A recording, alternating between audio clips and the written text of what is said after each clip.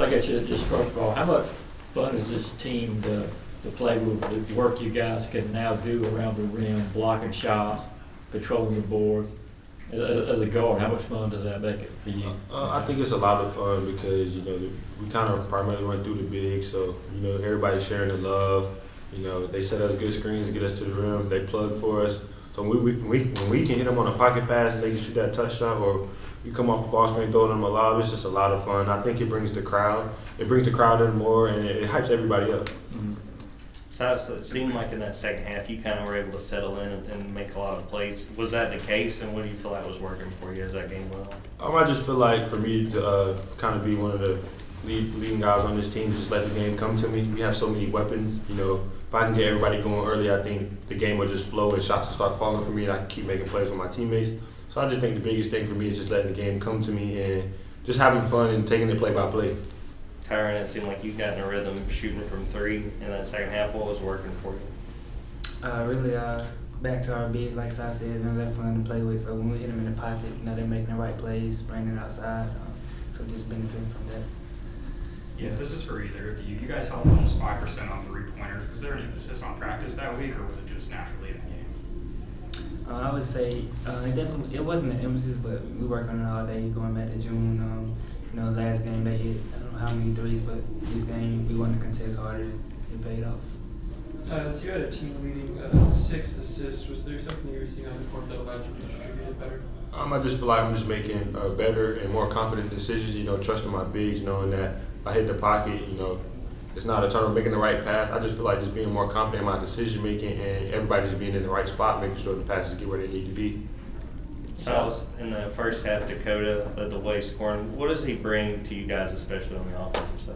I would say he's a great shooter. He knows how to play off a great downhill guard like myself. So I feel like I drive and his man helps. I know if I kick it out to him, he's going to hit it 9 times out of 10. And then obviously on the defensive side, he picks up 94 feet. He's in the passing lane. So I feel like he's one of our good weapons off the bench. Tyron, similar question for you about Blue King. What's it been like playing with him now for the first time? And he gets his first career double-double today. It's been fun playing with Blue. Just going from playing against him last year and playing with them this year and I see the strides they've made, and they're way better players than they were last year. Let me ask you this: playing against him last year, now to what you're seeing with him, playing with him now, what's the biggest difference you're seeing? I would say confidence. Going against him last year, we kind of saw him as a guy to just get in the game, maybe make a few jump shots or not. But now I feel like he has a better overall game. You run him off the three-point line, he can make plays, finish at the rims, and things like that. So he's definitely a better overall player. So there's so much height on this team, so much size. What does it say that some of these guards are able to get so many of these rebounds for the set sheet out there?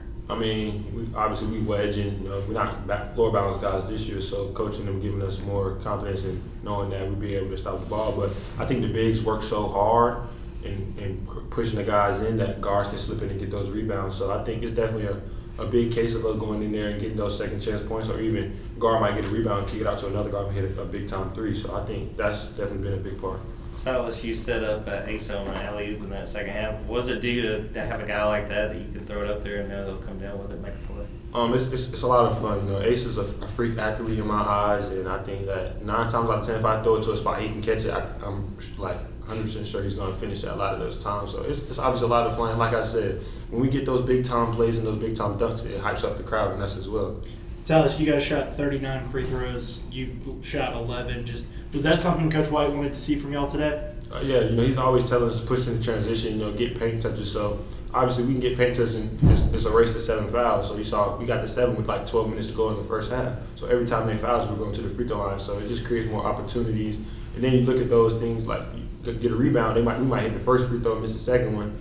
Might get an offensive rebound and kick it out for a 3. That's a 4-point swing right there. So definitely drawing fouls and getting downhill is definitely a big emphasis in our offense.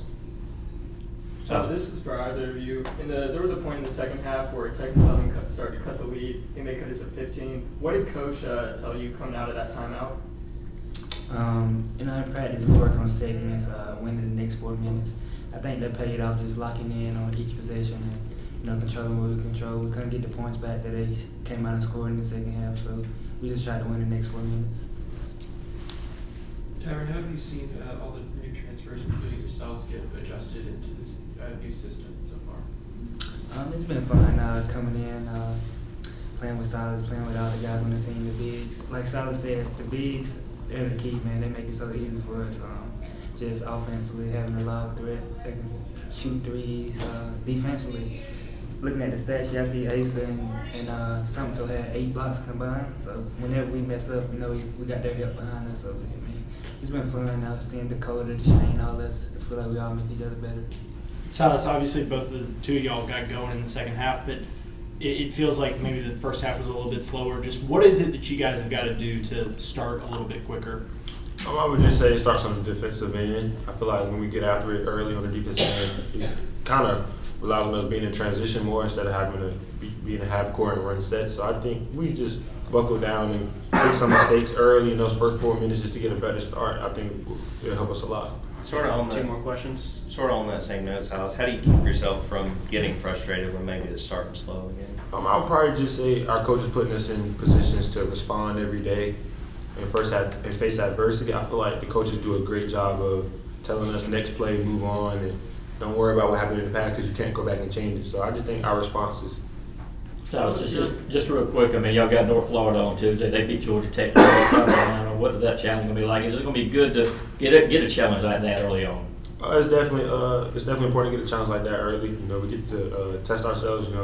We have like 24 or 40 hours before we play them. So it's a matter of mentally how prepared we will be and physically how we take care of our bodies. So just mentally and physically being ready for that game on Tuesday. It's a quick turnaround.